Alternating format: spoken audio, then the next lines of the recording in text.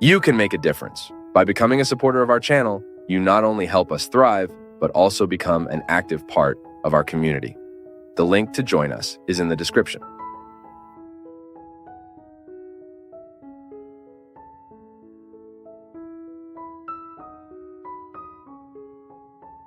You know, today I was talking at home, and we were discussing an event involving someone we love very much, a difficulty, a suffering they went through, a loss.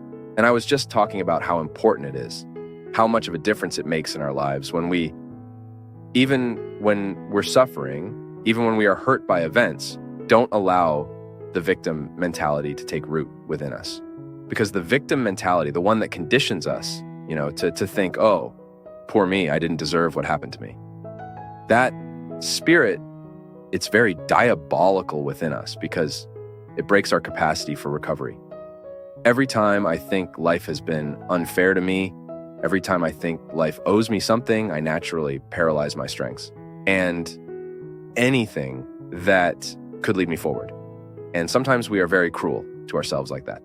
We feed for years and years and years without realizing that we are feeding this victim spirit. Life owes us nothing.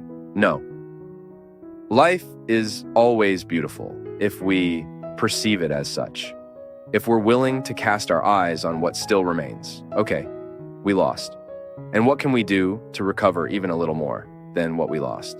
Sometimes in some situations that we think were a loss, it was actually a blessing. Because before I used to get really annoyed, by anything. Sometimes I'd get annoyed about a flight that went wrong. Not today. I've been trying to replace the logic of what annoyed me with this. So okay, it didn't happen because I wasn't supposed to go. So I'll make the most of this moment I have here and see what good I can extract from it. And when we start to abandon this spirit that's sometimes diabolical, then why is it diabolical? Because it disrupts the harmony within us.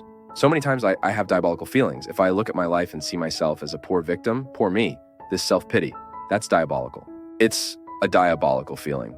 What I need to do is roll up my sleeves and get to work on what I can still do, and even recognize the part I play in what doesn't go right. Because sometimes it's a sequence of mistakes. It went wrong here, it went wrong there, and I don't have the courage to start looking at how I've been doing things. Sometimes it's a disharmony that precedes all other mistakes. A disharmony that I'm often used to and no longer perceive its effects on me. So, a good way for us to heal our behavior, what is often determinant in us, our way of being. I need to heal my way of being. It's me realizing the beauty of life. Yes, life is beautiful. Rid myself of victimhood and go fight. Go seek my share. There's so much to live, my friends. Visit a hospital and you'll see. When a person faces the limit, illness is like that, right? It strips us of all the excesses. We become very real. Find someone who is living the destitution that illness shows, and you'll see a real human being. Because sometimes when we're very healthy, very full of opportunities, we hide, we pretend. But illness doesn't. It takes everything from us.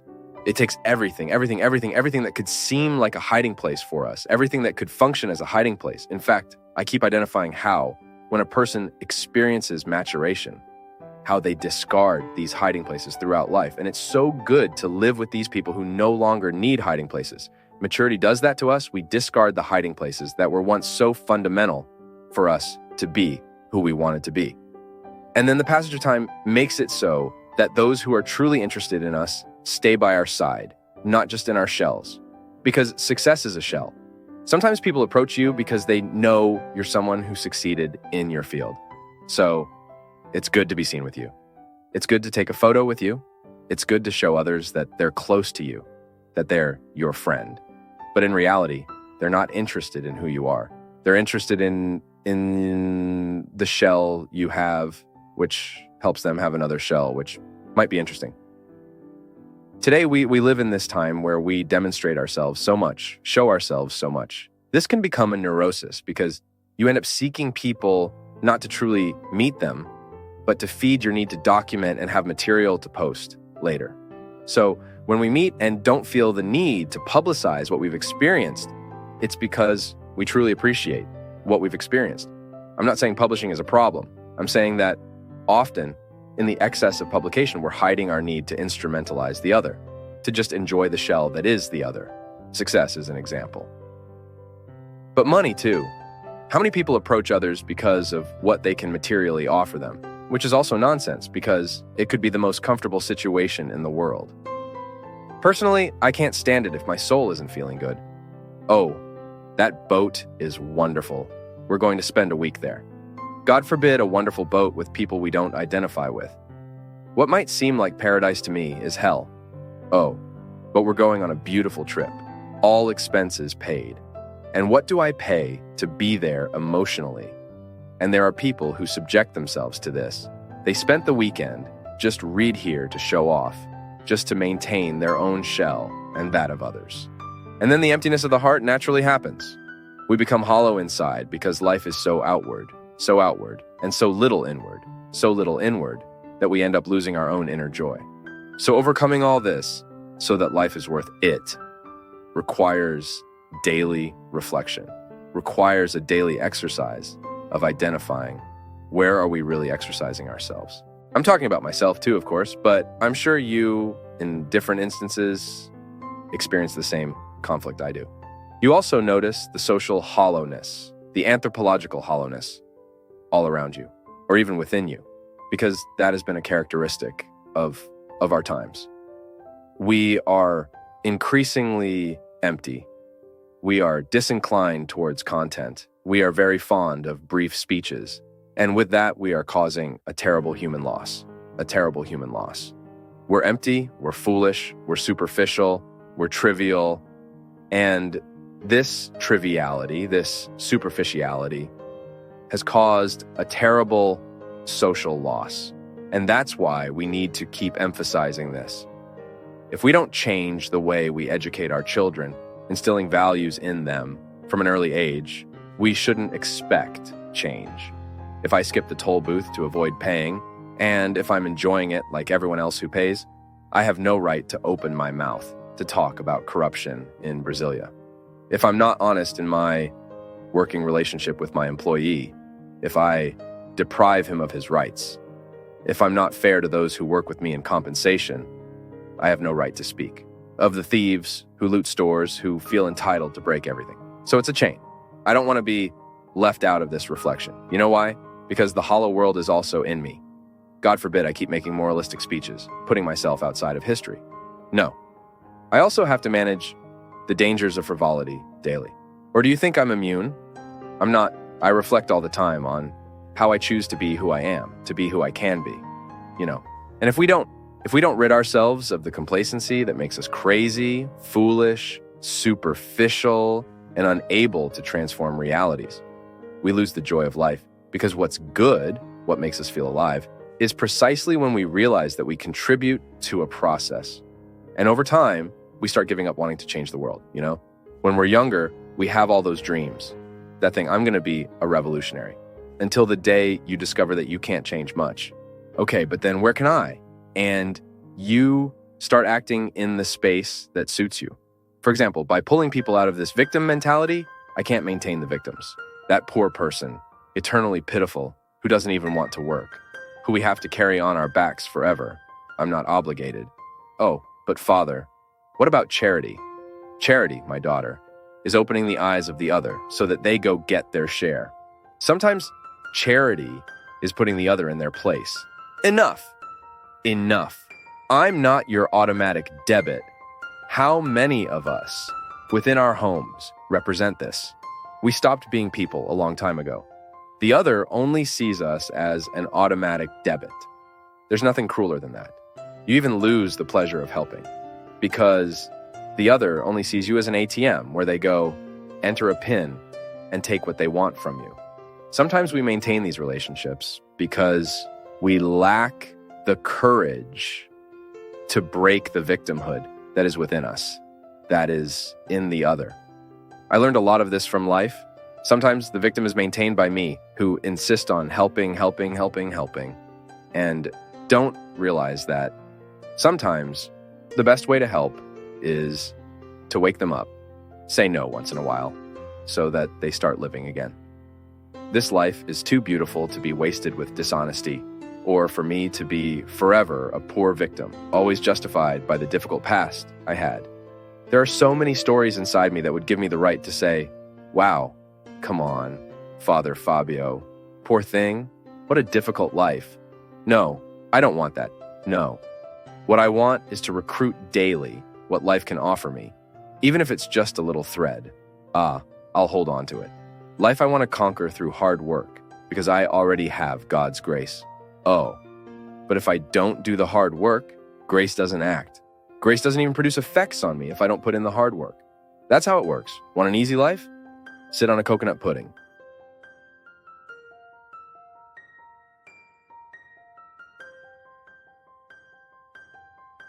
Our life is always this equation of who we are with who we would like to be. Also, a little bit of who we used to be. It's not possible to conjugate the present moment without the combination of all of this. And the conjugation of the future, that time we're not even sure we'll have, depends on the wise articulation of the past we've had with the present we have today. It's this articulation that enables us to take steps, to walk, always believing that God's hand sustains us, but believing in the right way. Whenever I think of God's providence, I think of it as a favor that never ceases to be present in my life, but at the same time, never removes my possibility of doing my part. Because, my people, we have already learned, even psychology, pedagogy teach us that the good educator never gives his disciple the ready lesson. It would be a crime against the disciple to offer him the ready lesson. The master gives the certainty of his presence to remove any doubt, to be able to help, to dissolve what is hindering and harming learning. But at times, the disciple will have to live with his loneliness. The master remains silent and refuses to give the answer we so eagerly seek. Isn't that how life is? There are answers that only God can give us through his silence. That's also God's hand sustaining us. Because sometimes we have the illusion, and this is the result of naive vision. Unfortunately, religious discourse throughout our lives can give us naive visions that God will do everything for us, that God does this, that God does that.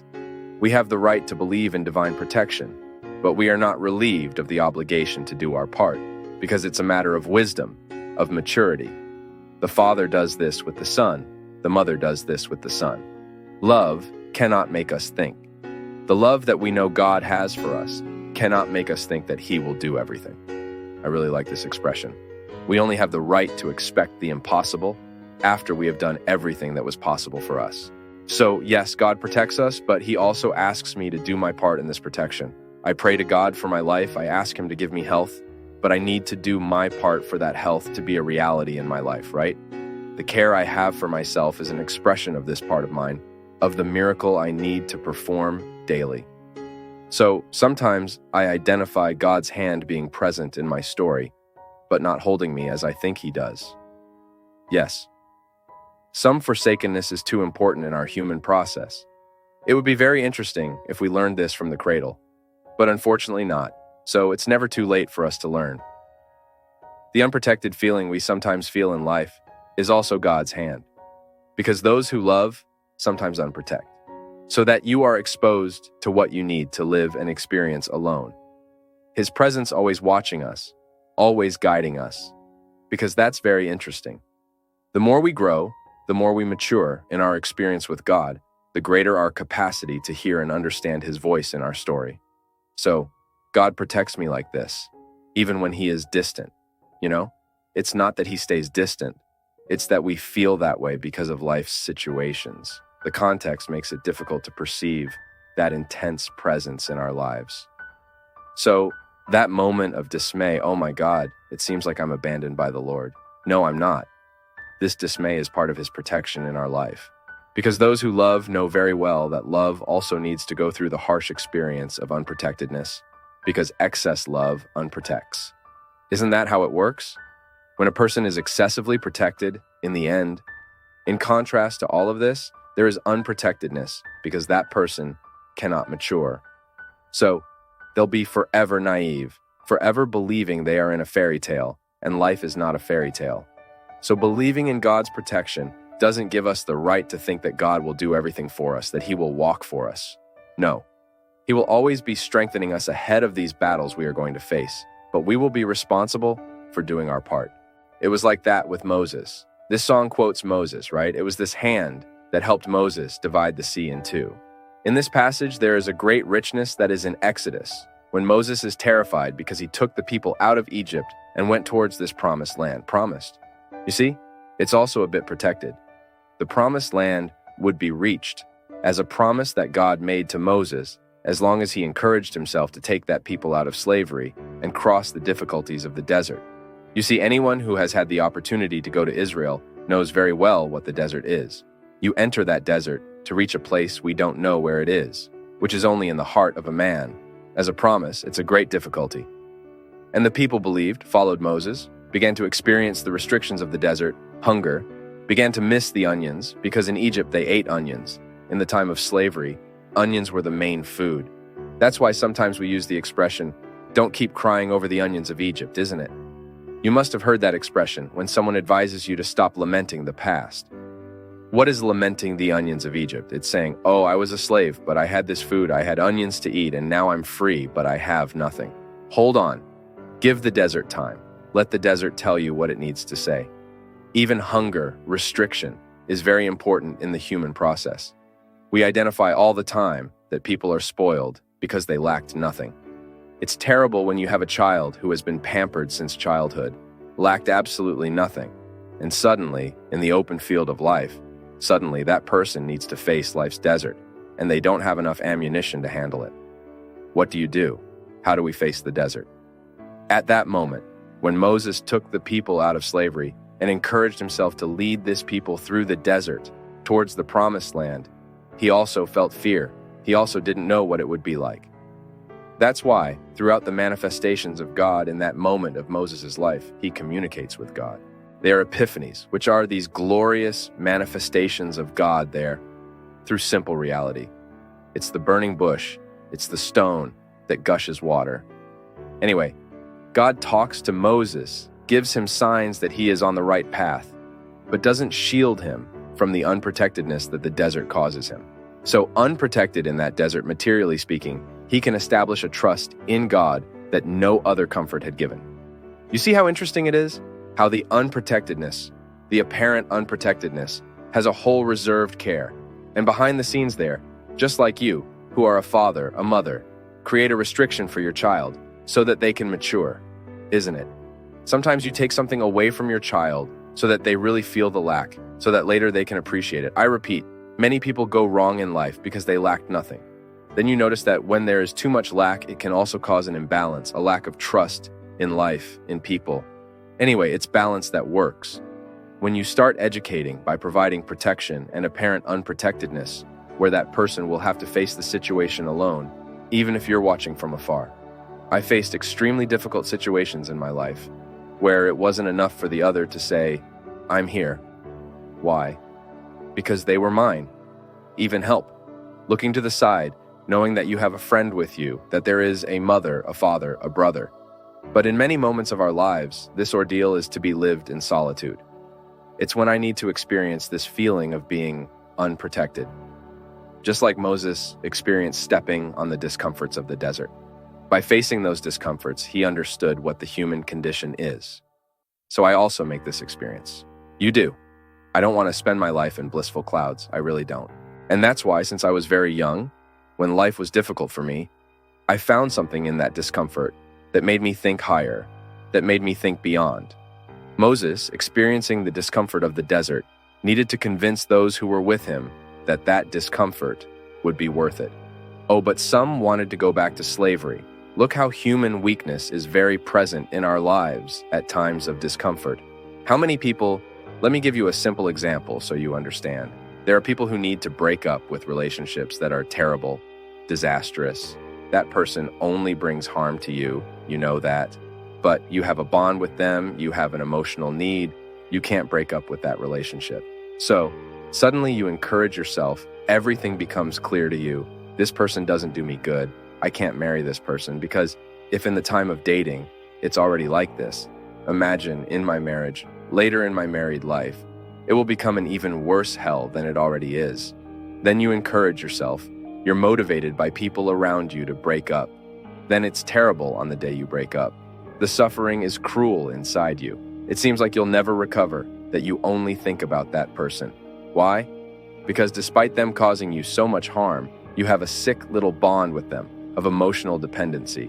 You know they harm you, but you don't know how to live without them. Then you start taking steps. The first week is horrible. You suffer, you cry, you can't listen to the music, you can't smell, you can't see that little thing that they forgot there at your house. All of that is terrible. But suddenly you start taking steps towards liberation. It's as if you were walking towards a place that will only do you good. And a month later, that suffering gets better. 2 months later, that suffering gets better. And suddenly you're not even remembering anymore. Of course, there's still a silent bond there, being dismantled. Because emotional dependency, it doesn't die overnight. It's like suffocating a cancer cell with chemotherapy, where you're removing the life from the cancer cell, which is the cell that kills us. Then let's say 3 months later, you meet that person again, and you have that famous relapse. There you go. The castle you were building, the ground you had walked, which had been so difficult, you throw away, and you go back to Egypt. You go back to slavery. You do the same thing that Moses' companions wanted to do, go back to eating the onions, go back to eating the rotten, spoiled food. Then you restart that relationship. Because it's sick, and you didn't maintain the necessary distance you should have kept. Because when you have that emotional dependency, you have to establish distance. Because otherwise you won't heal. You have to stop wanting to know about that person's life, because otherwise you won't heal. You need to stop snooping on their Facebook, because otherwise you won't heal. You need to stop investigating their life. Where were they? What were they doing? You have to cease all points that may make you want to go back to Egypt, because otherwise you'll never be free. Then, 3 months later, you're beautiful and splendid already, killing the cancerous cell. You go give a few more kisses, go back to that horrible dependency, and hell returns to your life. In your first week, it's okay that everything is coming back. Soon, my daughter, you're in a worse hell than you were 3 months ago. That's how it is. When we don't know how to live the discomfort that builds us up, we sabotage ourselves all the time. It's like stopping drinking, stopping smoking. You stop smoking for a year, and you celebrate because you stop putting that carcinogenic toxin in your body. And suddenly you go there and light up a cigarette for no reason. And that addiction comes back as if it were a monster, capable of eating you whole. There you go. All that sacrifice you made in the first days without smoking goes down the drain. Why? All that sacrifice goes down the drain. Why? Because you weren't able to live with the discomfort of renunciation. My people, it's amazing how God's hand assists us like this, making us aware of what we need to break in our lives. These are situations that we need to establish boundaries for, because otherwise, we will never be healed. We will be forever sick in the line of the needy, crying and begging for a little bread of kindness from others, a little bread of affection from others. For God's sake, we were not made for this. We were not made to drag emotionally dependent people around. We were made to love. And love only makes sense in our lives if it builds us up, if it helps us go through the discomfort of the desert. Otherwise, it makes no sense. This pseudo-love, this false love, that sometimes we say we feel for each other, that doesn't help us in the discomfort of the desert. I need to live through my deserts. You need to live through yours. And true friends are those who recognize the deserts the other needs to go through and say, that's right. Let's go through this desert because you need it. Now, Apollonia, she's that happy, orderly life. Remember that character? Apollonia, where everything was a game of being content, right? Stop it. Kill that childish instinct that exists within you that makes you afraid of life's discomforts. Life's discomfort is when the well-lived only makes us better. Take off that victim mask that you stick on your face so others will eternally pity you. You're just wasting time in life like this. What nonsense. God holds our hand for us to be able to cross this desert. It's not to keep falling back and going back to eating the onions of Egypt because we felt sorry for ourselves, because we felt sorry for the other. No. The journey is forward. And there comes a moment when Moses stands before God and says, now you solve this situation because I don't know what else to do. They've already built a golden calf in the middle of the road. They've already caused trouble. They're already worshiping other things. So they're not even remembering that the Lord exists. They only don't go back because they're too far away. But they return in another way. They don't return geographically because they were already far from Egypt. They would die on the way. But they didn't return geographically, but they returned emotionally. Because sometimes we've already surpassed the territory of our physical slavery. I've already left prison, but the prison hasn't left me. That's how it works. I've already taken steps towards my freedom, but I haven't achieved my freedom. I haven't decreed the conquest of my freedom. So I remain emotionally attached to my past.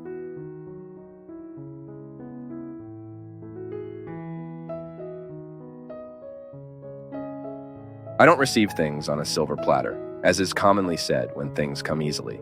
God gave us freedom as a gift. I carry it within me. You carry it within you. We all received it.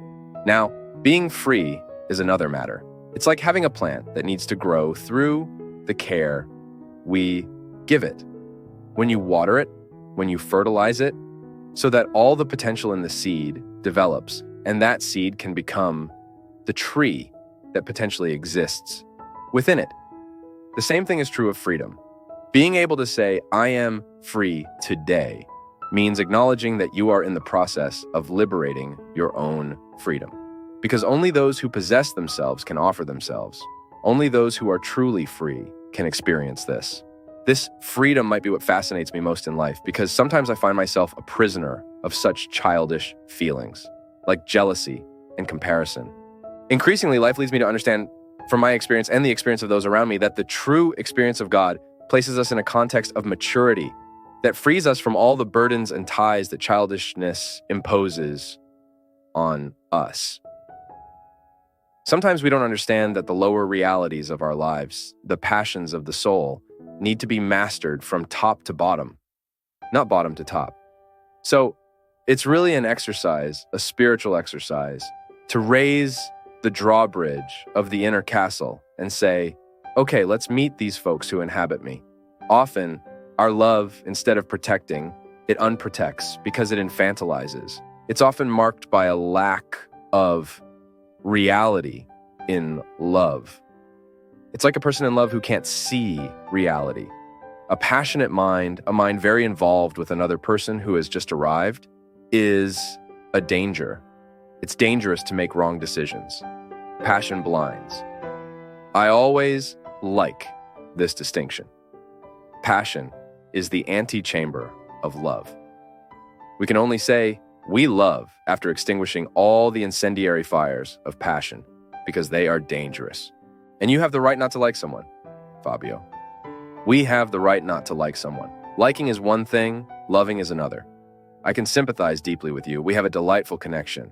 But I don't have to love you because I didn't choose to love you. Loving is a choice. Sometimes in our daily lives, we don't know this difference, and we don't even give ourselves the right not to like someone. If someone is almost dying and needs my help, I go there, I am a Christian, I serve Christ, but I don't need to eat popcorn at the cinema with the person. Of course, you can set a limit. Yes, with affection. Love includes respect. That's what you're saying. I won't harm you, I won't boycott you. But on the other hand, I also don't have the obligation to socialize, to establish this daily bond, to exchange phone numbers. Sometimes people are very confused. It's real immaturity in understanding Christianity. Oh, how many times have I suffered from this immaturity? I have been so immature. Oh my God. So much that today it is easier for me to understand when someone is immature with me. Sometimes I meet people absolutely on the margins of the Christian experience, still based on obligations, suffocated by the obligations that happen to exist within Christianity. And sometimes I meet some people so free, who seem to have found the deepest aspects of Christianity. You spoke of the stages we need to dive into to reach what is most untamable in us. And Christianity is a movement precisely that goes through conquering what is untamable to then live the freedom of being who you are. Discipline is the word of today. We are increasingly immersed in a context that relieves us of discipline, and this is very sad. It's very sad when we identify that our children are becoming strange. They're becoming strange to any kind of sacrifice. Because life has to be like this. Life, we have to make it easier. Fine, today's conveniences are very good, but they cannot take away from us the opportunity to live asceticism and the discipline that make every man, every woman find this balance, this maturity. How the world today stimulates us outward all the time. How difficult is inner life these days? It's a costly task. My therapist always said, we think that inner life comes for free, comes in the life package.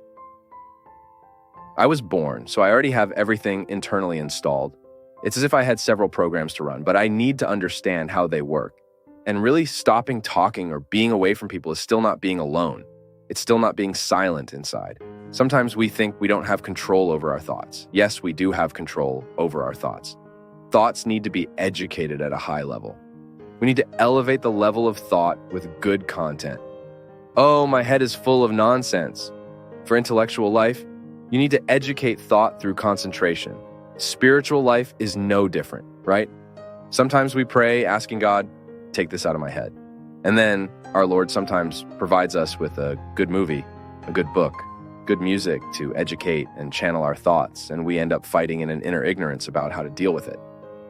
And in fact, we need to live that reality of the superior dominating the inferior. So I have my instincts, my emotions, my feelings that are more conscious, my thoughts, my will, which are decisions based on my thoughts. And then comes the spirit. I can even place will and thought here. No one, nothing can enslave the mentality of someone who truly wants to be free. It's like in that movie, The Shawshank Redemption, when that man spent so many days in solitary confinement, imprisoned there. When he got out, they asked him, how did you manage to stay there? He said, it was easy. I listened to music all the time. Then the other said, but how? There's no music there. It's all in my head. It's here. It's in the head that we are liberated. That's why it's here that God happens. When God enters my mentality, when God changes the way I look at myself, the way I look at the world, He will naturally change the way I look at those around me. He will change the way I see my restrictions, my losses, and then there is no other destiny to seek, to conquer, to experience, but satisfaction. Despite so many difficulties, we can smile and say, life is worth living because my head is helping me make it worth it. Father Fabio, why is it so much easier to hurt the people we love than to hug them and say kind things? It's because, in reality, human aggressiveness is undeniable. Everyone has aggressiveness, even the sweetest people. Those who speak calmly, they are full of aggressiveness. Some control it more, others control it less. Some control it too much, and suddenly it explodes because aggressiveness is a very positive impulse. We can't think that aggressiveness is just a bad thing. No. Aggressiveness is an impulse that even helps us succeed in life. In many moments of our lives, we lost because we lacked aggressiveness. That impulse to move forward, to overcome, to deal with the difficulties that are part of us. People who are too soft don't like that constant nourishment. Nothing is good. It gets better one day, the next day, it's not good again. These people lack aggressiveness, a positive aggressiveness, which is this survival impulse, which we inherited. This is ancestral in us. Often we take out our aggressiveness on the people we love because we are unprepared to deal with this aggressiveness. And today we know, we talked about this before finishing the first segment, we are living in a time of great tension. We are overly demanded because we have many possibilities. Humans end up getting lost among all these possibilities. And this generates a great anxiety, which is the feeling of not reaching, of not living what they need to live. And it is natural that at a certain moment, this aggressiveness will be directed at those closest to us. Because you can't. A very simple example. Sometimes a guy is at work really wanting to hit his boss, but he can't. He will get home stressed with everything he experienced, and his poor family will take the brunt of it. And that's where the issue of our control comes in, folks. We need to control this aggressiveness a little. And I'm not saying something I don't need to hear myself, okay? Because many times I am uncontrolled with my aggressiveness. So I need to be very careful not to let my aggressiveness come out at the wrong time, in the wrong way. I need to direct my aggressiveness into my books, my reflections, my physical activity that I make a point of doing. That's where I need to channel my aggressiveness so that I can treat people fairly. I can't take out on my mother the anger I carry within me, which is natural to my being. And you know how difficult the mother-child relationship is, because it is the place where these aggressions are very much on the surface. Maybe because it is the closest bond we have. With all due respect to the father, the closest bond, I think, is with our mother. And it is natural that our greatest difficulty is with her as well. It is very common to find children who have a hidden hatred for their mother, a hidden hatred for their father, and do not have the psychological conditions to assume this aversion, because in the name of this romantic love we are raised with, that a child should never oppose their mother, that a child should never say, "I hate you." It is natural that at a certain moment in life, our aggressiveness makes us experience this hatred towards the people we love most. Because hatred is the opposite of love. It's the same thing. Psychology teaches us that love and hatred come from the same impulse, the same source. So, managing this aggressiveness today is a necessity. Because you must have seen this happen many times, that sometimes a person is capable of pulling out a gun and killing another person in traffic because of the intolerance of that moment of aggressiveness. So, for us not to need to kill each other, for us not to go around slapping each other, we need to discover where we can channel this blessed aggressiveness in the right way, in a positive way. If you have a lot of aggressiveness in you, channel this aggressiveness to work in your favor. Your creative process, your dynamic, your entrepreneurial spirit, channel it there. This is not magical. It is not overnight, but with awareness, I know I am aggressive. So I need to be careful that my aggressiveness doesn't end up harming others. I personally asked God during this Lent for the gift of silence, and it's not just the silence of speech. It's the silence of, the written word, that need to immediately respond to others, to everything that bothers you, to everything you find invasive. I want to have the right to be silent. I don't want to have to explain everything all the time. This is a right we need to preserve. At home, sometimes it's like this. Sometimes in a relationship, how many times are you demanded by the other? You have the right to be silent. You have the right to make your silence. And the other needs to understand that your silence might be the moment you are taking care, not to say what you wouldn't want to say. So, the control of this aggressiveness today needs to go through this experience of inner life, as we talked about in the previous segment. The inner life, this experience of cultivating who you are, of having your moment of relaxation every day, even if it's just 10 minutes, folks. I particularly think it must be very difficult to live in a very crowded house where you don't have the right to your personal silence. Isn't it difficult? You who live with many people in the house. At home, I have my space. There are the people who work with me, my friends who visit my house, the people from my close circle, my family. But I am very reserved. When I want my silence, I don't even make an effort to be polite. Look, folks, I'm leaving. I withdraw because I need this spiritual life, this inner life. Because otherwise, I become worse than I already am. And I don't want to. I don't want to be worse than I am. I don't want to get worse. I don't want to move backward. I want to move forward.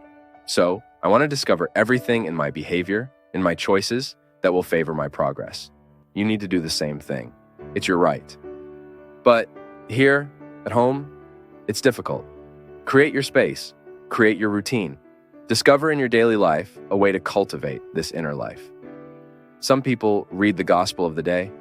I think the Gospel of the Day is an excellent way to create inner life. Because when you commit to reading the Gospel of the Day, you have the daily liturgy. You can follow it through the Bible in year A, year B, year C.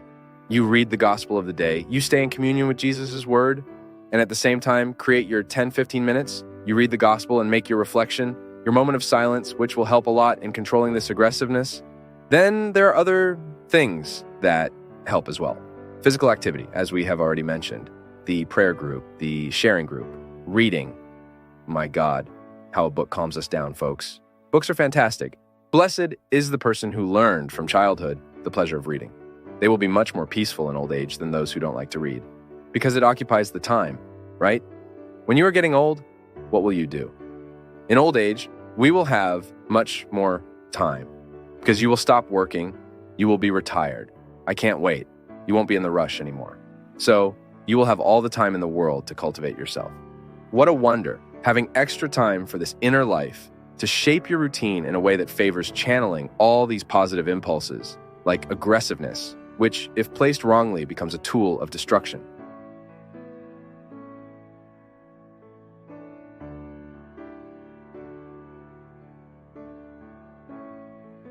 As we conclude this spiritual exploration on Path of Faith, we invite you to engage with us by leaving your comments, liking this video, sharing it with others, and subscribing to our channel for regular doses of uplifting messages.